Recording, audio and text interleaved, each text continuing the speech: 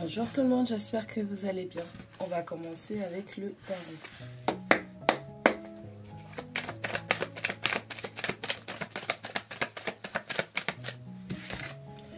On a un 9 de coupe. On parle de la réalisation des souhaits. Ok. On parle d'être dans un accomplissement, de tout ce qui se présentait devant soi.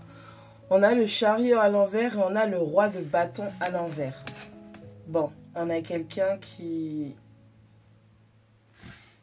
n'a pas pu saisir l'opportunité. On a tous ses rêves qui se réalisent devant lui ou elle, mais plutôt lui parce que on parle de la polarité masculine, le roi de bâton. Je rappelle que le roi de bâton, c'est cette personne qui a l'éloquence, qui a le charisme. Tout lui réussit. On a cette personne qui sait donner une direction. On a cette personne qui sait montrer, qui donne la voie, qui donne le chemin. Et on a cette personne, malgré la concrétisation de tous ses rêves, on a quelqu'un qui n'a pas réussi à surmonter toutes les difficultés. Et cette personne est donc dans l'échec.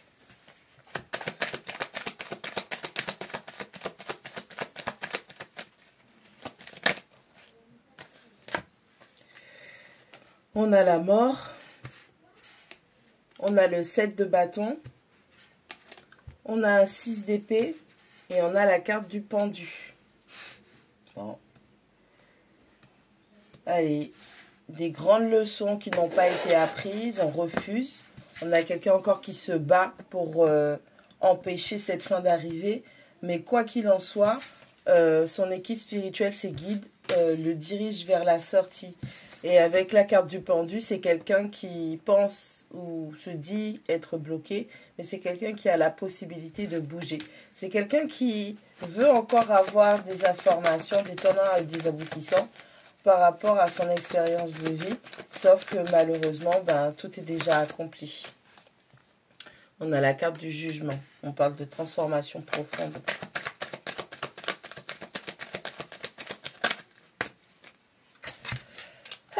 On a la reine de denier. On a un 10 de coupe. On a un 7 d'épée. Et on a un 6 de bâton. Bon, je pourrais dire simplement que il y a de grandes difficultés à transformer. Il y a de grandes difficultés à apprendre les leçons. On a quelqu'un qui essaye vraiment de stabiliser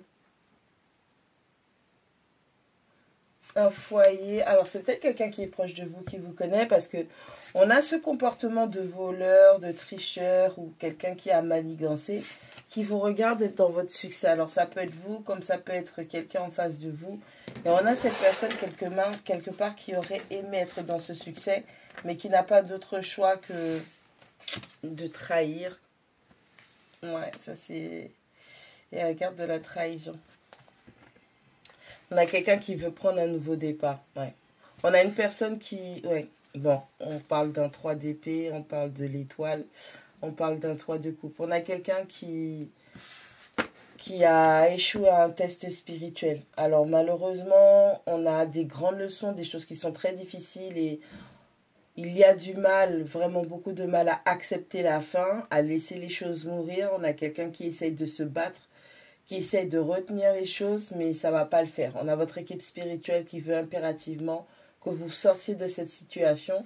Et vous, vous êtes peut-être là encore dans la patience à vous dire « j'ai pas encore assez d'infos, je ne peux pas partir, je ne peux pas quitter, je ne peux pas arrêter ». Et vous êtes là, et vous êtes là, et vous attendez de voir quelque chose. Sauf que ça ne va pas être possible et on vous demande de procéder à cette transformation, mais vraiment profondément. Cette transformation radicale.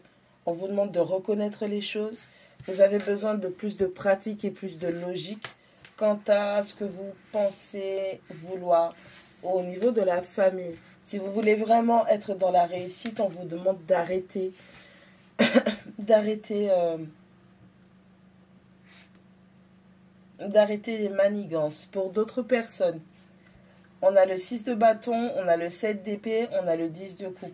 Déjà, vous êtes dans la réussite parce que vous avez réussi à stopper un comportement qui n'était pas très... Enfin, c'était plus louche. Il y avait peut-être quelqu'un qui vous jalousait, quelqu'un qui était en compétition, quelqu'un qui voulait avoir ce que vous aviez et ce que vous avez, c'est votre famille heureuse, en tout cas des souhaits, des projets, des concrétisations concernant ce qui va être votre foyer, la stabilisation, la concrétisation de votre souhait.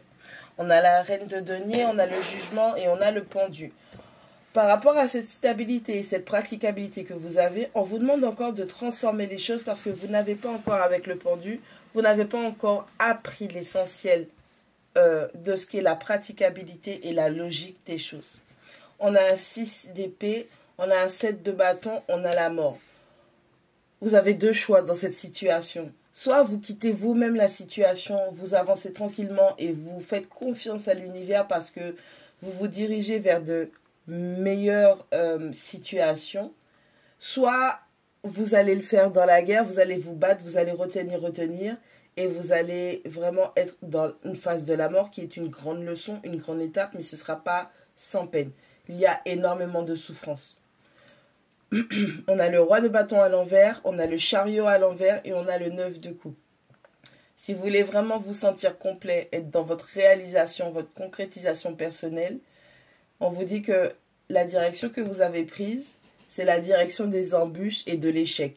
Donc il va falloir changer ça parce que vous êtes un petit peu trop dans votre passion, vous êtes un petit peu trop dans « c'est moi qui commande, c'est moi qui dis où on va, c'est moi qui dis ce qu'on fait » et vous marchez, vous courez peut-être vers votre perte. Et on vous demande de transformer ça pour pouvoir être dans la concrétisation et prendre ce fameux nouveau départ.